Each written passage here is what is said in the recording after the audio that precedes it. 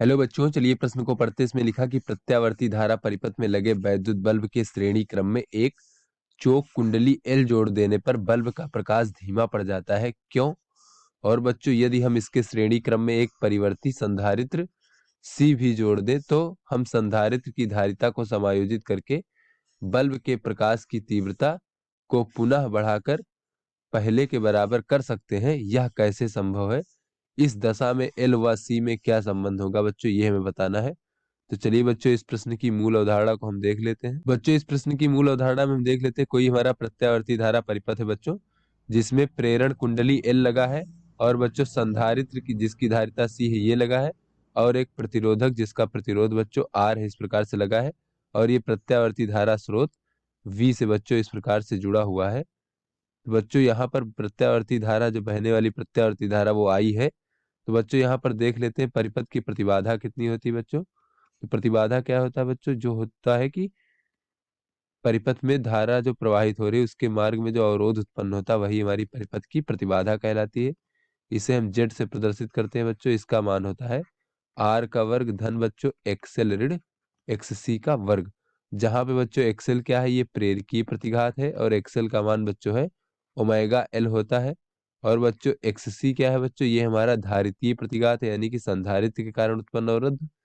तो इसका मान होता है बच्चों 1/ओमेगा सी। तो चलिए बच्चों, अपने प्रश्न को हल करते हैं। बच्चों, इस प्रश्न में कहा जा रहा है कि एक हमारा वैद्युत बल्ब है जो प्रत्यावर्ती धारा स्रोत से प्रत्यावर्ती धारा परिपथ में लगा है बच्चों। इसके श्रेणी क्रम में एक चोक कुंडली जोड़ देते हैं तो बल्ब का प्रकाश धीमा पड़ जाता है, क्यों? ये हमें बताना है बच्चों। तो मान लीजिए इस प्रकार से बच्चों, हमारा कोई पहले बल्ब है बच्चों इस प्रकार से, जो कि बच्चों हमारा प्रत्यावर्ती धारा परिपथ बच्चों वी से इस प्रकार से जुड़ा हुआ है स्रोत की वोल्टता। तो ऐसे में बच्चों, ये इसका प्रतिरोध अगर हम आर मान ले बच्चों, ये हमारे बल्ब का प्रतिरोध। बच्चों, इसमें जो बहने वाली धारा जो आई है बच्चों, वो अगर इसका बच्चों परिपथ की प्रतिबाधा देखें तो प्रतिबाधा जेड बराबर क्या हो जाएगा बच्चों, इस परिपथ में केवल प्रतिरोध है तो जेड बराबर आर के हो जाएगा। और बच्चों, इस परिपथ में प्रवाहित धारा जो आई हो जाएगी वो हो जाएगा विभवांतर वी भागे प्रतिबाधा जेड, यानी कि बच्चों वी भागे आर। तो बच्चों, ये परिपथ में प्रवाहित धारा हो जाएगी। और बच्चों, इस परिपथ की शक्ति बच्चों, इस जो हमारा बल्ब है, बल्ब में जो शक्ति है बच्चों, शक्ति का जो क्षय हो रहा है जिसके कारण ये प्रकाश उत्पन्न हो रहा है, वो होता है आई का वर्ग धन आर गुणे बच्चों आर। तो इस प्रकार से बच्चों, ये हमारा इस जो शक्ति क्षय हो रही प्रतिरोध में, उसी के कारण बच्चों प्रकाश उत्पन्न हो रहा है। तो बच्चों, आगे कहा जा रहा है कि इस बल्ब के श्रेणी क्रम में अगर एक हम चोक कुंडली लगा दें इस प्रकार से बच्चों, तो बच्चों इसका प्रतिरोध आर था, ये चोक कुंडली का प्रेरकत्व एल है इस प्रकार से। तब देख लेते हैं बच्चों क्या हो जाएगा। तो बच्चों, ये प्रत्यावर्ती स्रोत की वोल्टता वी मान लेते हैं। तो ऐसे में बच्चों परिपथ की प्रतिबाधा कितनी हो जाएगी? तो बच्चों, प्रतिबाधा जो है अब जेड बराबर हो जाएगा वर्गमूल आर का वर्ग धन और बच्चों धन इसका जो बच्चों ये प्रेरण कुंडली इसका प्रतिघात एक्सएल का वर्ग। तो यहाँ से बच्चों हमने देखा कि प्रेरण कुंडली जोड़ने से प्रतिबाधा बढ़ गई है बच्चों, और प्रतिबाधा बढ़ने के कारण इसमें जो प्रवाहित धारा आई का मान है बच्चों, धारा आई बराबर हो जाएगा वी भागे जेड का मान हो जाएगा बच्चों वर्गमूल आर का वर्ग धन एक्सएल का वर्ग। तो बच्चों, पहले प्रवाहित धारा का मान था वी भागे आर, और अब जो है प्रवाहित धारा का मान हो गया वी भागे वर्गमूल आर का वर्ग धन एक्सएल का वर्ग। तो यहाँ से बच्चों हम देखें तो ये जेड के मान के बढ़ जाने से बच्चों प्रवाहित धारा आई का मान घट जाएगा बच्चों। तो यहाँ पर कह सकते हैं कि चोक कुंडली लगा देने पर, कुंडली श्रेणी क्रम में लगा देने पर प्रतिबाधा का मान बढ़ जाता है, परिपथ की प्रतिबाधा।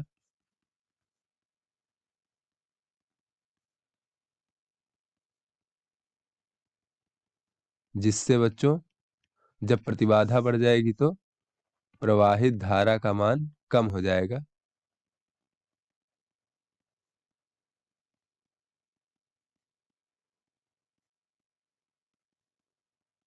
और बच्चों, जब धारा का मान कम हो जाएगा तो हमने देखा बच्चों, ये जो वैद्युत शक्ति का क्षय होता है बल्ब में, आई का वर्ग गुणे प्रतिरोध। तो बच्चों, जब आई का मान कम हो जाएगा तो बच्चों प्रकाश जो है हमारा धीमा जलेगा, क्योंकि उसमें जो वैद्युत शक्ति का क्षय हो रहा है वो कम हो रहा है बच्चों, अर्थात प्रकाश जो है धीमा जलेगा, जिससे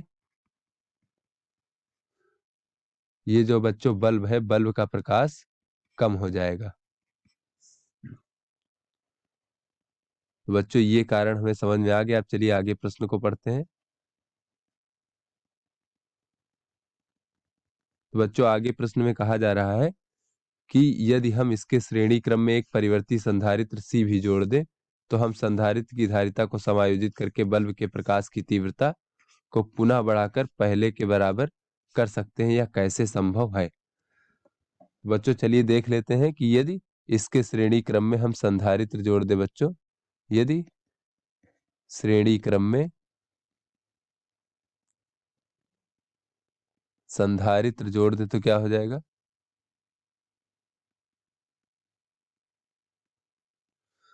तो बच्चों संधारित्र इस प्रकार से बच्चों ये हमारा बल्ब था पहले, जिसका प्रतिरोध R था, और बच्चों इसमें हमने एक चौक कुंडली जोड़ दी जिसका प्रेरकत्व L था। अब जो है बच्चों इसमें एक हम संधारित्र जोड़ रहे हैं जिसकी धारिता C है। तो बच्चों इस प्रकार से इसकी वोल्टता V अभी भी है।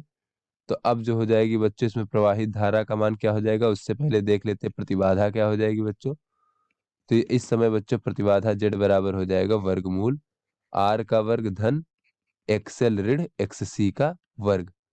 तो बच्चों यहां से अगर हम देखें कि पहले जब हमने कुंडली जोड़ी थी, चौक कुंडली, तब प्रतिबाधा इतनी थी बच्चों, R का वर्ग धन XL का वर्ग। अब जब इसमें हम संधारित्र जोड़ देंगे तो XL ऋण XC का वर्ग, यानी बच्चों अब प्रतिबाधा घट जाएगी। तो बच्चों यहाँ पे कह सकते हैं अब प्रतिबाधा घट जाएगी। तो बच्चों जब प्रतिबाधा घट जाएगी तो धारा क्या हो जाएगी बच्चों, धारा होता है V भागे, यानी कि विभवांतर भागे प्रतिबाधा। तो बच्चों प्रतिबाधा घट जाएगी तो धारा का मान जो है बढ़ जाएगा, का मान बढ़ जाएगा, जिससे बच्चों क्या होगा, जिससे बल्ब का प्रकाश बढ़ जाएगा। तो बच्चों पुनः जो है बल्ब का प्रकाश बढ़ने लगेगा। तो बच्चों जैसा कि इस प्रश्न में पूछा जा रहा है कि बल्ब के प्रकाश की तीव्रता पुनः बढ़कर पहले के बराबर कब हो जाएगी बच्चों, तो बच्चों बल्ब के प्रकाश की तीव्रता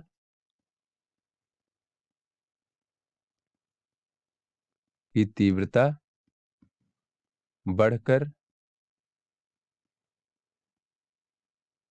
पहले के बराबर होने के लिए, तो बच्चों अगर हम चाहते हैं कि ये बल्ब का प्रकाश बढ़ तो जाएगा लेकिन बढ़कर इसकी तीव्रता जो है पहले के बराबर हो जाए, तो बच्चों पहले जो क्या था बच्चों, प्रतिबाधा जो था वो प्रतिरोध R के बराबर था बच्चों। तो बच्चों ये जब प्रतिबाधा का मान पुनः R के बराबर हो जाएगा, तब जो है ये बल्ब की तीव्रता बढ़कर पहले के बराबर हो जाएगी। तो बच्चों अभी प्रतिबाधा कितनी है, तो अभी प्रतिबाधा है R का वर्ग धन XL ऋण XC का वर्ग। तो बच्चों ये जब हमारा R के बराबर हो जाएगा तब जो है ये बल्ब का प्रकाश पहले के बराबर हो जाएगा। तो दोनों पक्षों का वर्ग कर देंगे तो ये हो जाएगा, इसका वर्गमूल हट जाएगा, R का वर्ग धन XL ऋण XC का वर्ग बराबर बच्चों R का वर्ग, तो ये R का वर्ग से R का वर्ग कट जाएगा और XL ऋण XC बराबर हमें 0 प्राप्त हो जाएगा।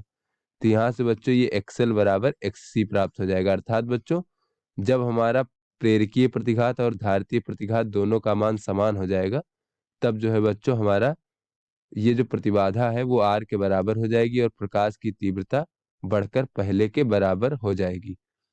तो बच्चों ये यहाँ पर देख लेते हैं, एक्सएल का मान होता है ओमेगा एल और XC का मान होता है 1 भागे ओमेगा सी।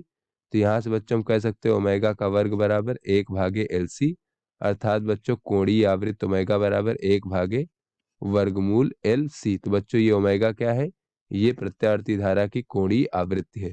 तो इस प्रकार से बच्चों इस अवस्था में हमारा L और C में ये हमें संबंध प्राप्त हो गया। तो आशा करते हैं बच्चों ये आपको समझ में आ गया होगा। धन्यवाद।